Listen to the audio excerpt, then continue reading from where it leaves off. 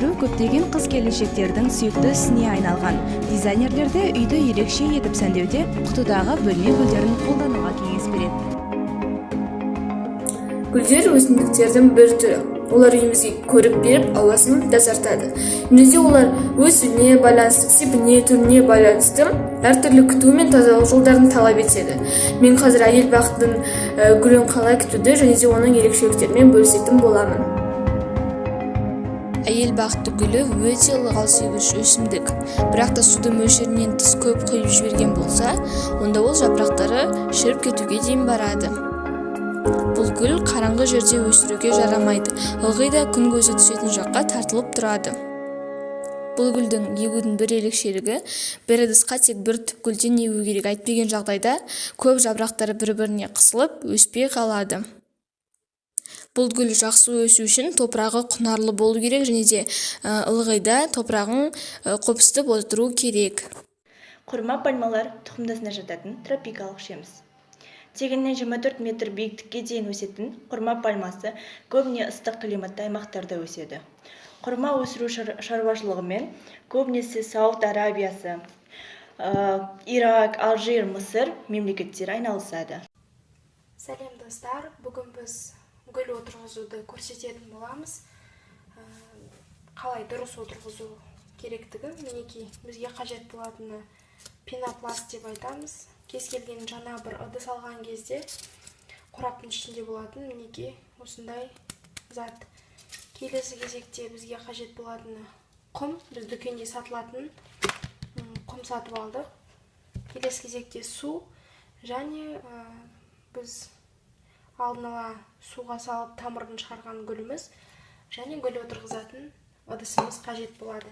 Ең бірінші біз пенопласты ұсақтап астына саламыз. Бұл не үшін қажет деп ойлайтын адамдарға, бұл бізде гүлге мөлшерден тыс су құйылып кеткен кезде бұл суды сіңіруге және гүлдердің демалуына көмектесетін зат болып табылады. Орысша айтқанда дренаж деп айтамыз. Бізде су сіңіргіш зат ретінде гүлге осындай салу қажет. Келесі кезекте біз құмымызды саламыз.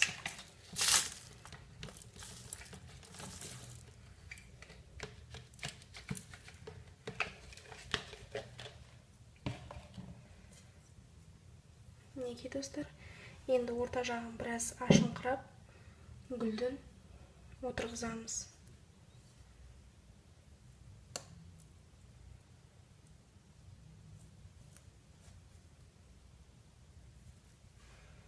Келесі кезекте гүлімізге суымызды құямыз.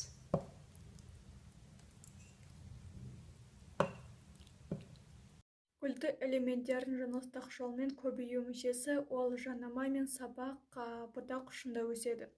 Гүлден жеміс пен тұқым қамтиды. Жабық тұқымды өсімдіктердің маңызды элементтердің бірі. Бұл гүл әйел бақыты. Көбіне бұл шөп тектес өсімдік. Әдетте 60 см өседі. Ол мәңгі жасыл өсімдік. Тамыр сабағы қысқа, сабақты болмайды. Толстянка теңге гүл атымен танымал болған бөлме өсімдігі. Өсімдіктің бұлай аталуы жапырақтарының тыңғақсыз болуына болса керек. Әрі бұл гүлді үйде өсірсе ақша шақырады, бақыт әкеледі деген сенім кеңінен таралған. Бұл сенім расқа айналады, егер гүлді дұрыс қондырып, дұрыс орнына қоя білсеңіз.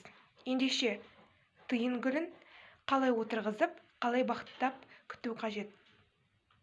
Теңге гүлін өсіру үшін жыл мезгілі таңдалмайды, яғни кез келген уақытта өсіре беруге болады. Қыста гүлді айына бір-ақ рет суғаруға ұсынылады, себебі теңге гүлі көп ылғалды ұнатпайды. Жазда аптасына 2 рет суғару қажет. Теңге гүлі тікелей түскен күн көзін ұнатпайды, бірақ жарықты жақсы көреді. Сондықтан бөлменің жарық молына түсетін жеріне қою қажет. Гүл қондырған ыдысты аптасына бір мәрте айналдырып отыру керек. Сонда түзу әрі әдемі болып өседі. Айына бір рет қана тыңайтқыш берген дұрыс, одан жиі емес. Күтімі жақсы болса, теңге ағашын гүлдейтін көпшілік біле бермейді екен. Көбіне белсенді түрде өсіп жатқан уақытында гүлдейді. теңге гүлі ауаны тазартатын ерекше заттар бөледі.